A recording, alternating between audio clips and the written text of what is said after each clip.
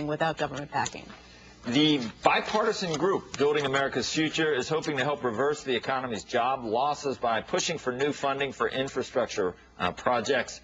Pennsylvania Governor Ed Rendell is one of the co-chairs and founders of Building America's Futures. He's in D.C. this morning, and you went Democrat, Republican, and Independent on this. You got an Independent, Mayor Bloomberg, and a Republican, Governor Schwarzenegger, all involved, and this should be, why wouldn't this be the most bipartisan of things? We all agree we want jobs, right, Governor?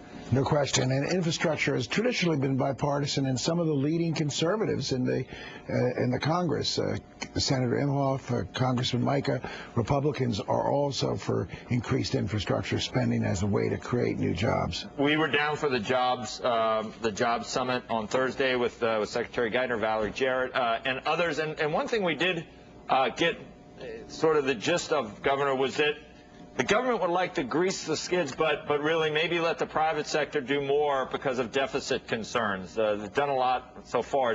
Is that what you're doing here as well? Well, to some degree. We want, in this short-term jobs bill, which we believe will include infrastructure, we want the creation of something called the National Infrastructure Bank, which would be a tremendous vehicle for private capital, for credit assistance, for tax incentives, for private investment, 3 Ps, the public-private partnerships. Yes, we think private funding has to be an element of a broad infrastructure strategy, regardless of what the economic health of the country was.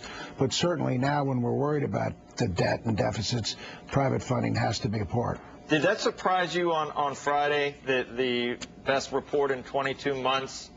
Are you seeing things on the ground in Pennsylvania which made you think things are improving? Yeah, absolutely. I get a sheet every 2 weeks on business closings and layoffs and openings and expansions. For my first 5.5 years as governor, the openings outstripped the closings 3-to-1. Then last August it started, and it was brutal for about 11 months.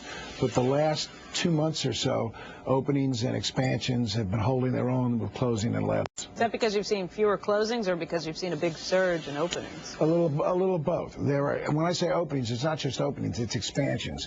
It's businesses adding a significant amount of jobs for the first time in, gosh, since August of last summer.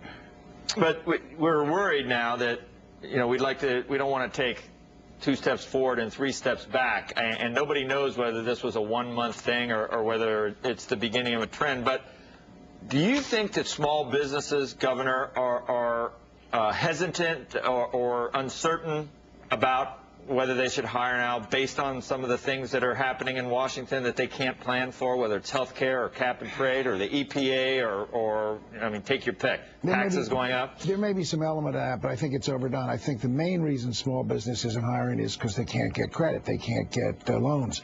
And I think the president's economic plan is going to address that. I think you're going to see a tremendous uptick in the amount of Small Business Authority loan guarantee, the program. It's going to guarantee loans, which will convince the banks to start loaning again to businesses who've got a long history of being creditworthy. That's the irony here.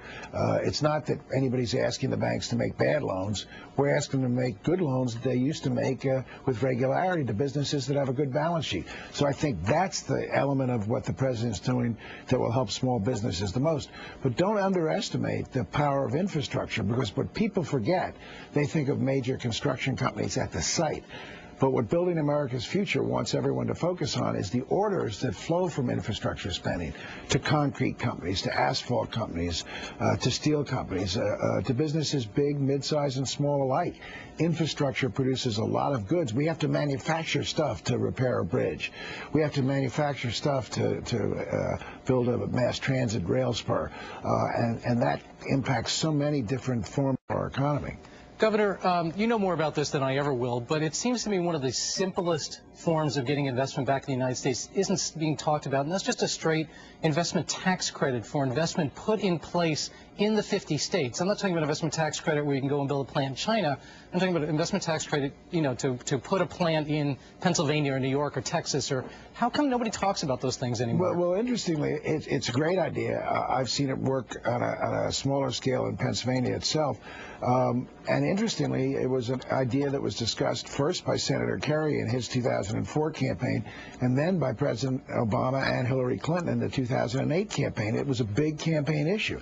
I think it makes sense. I heard your discussion about capital being more expensive in the United States, and an investment tax credit would be one way to get at that.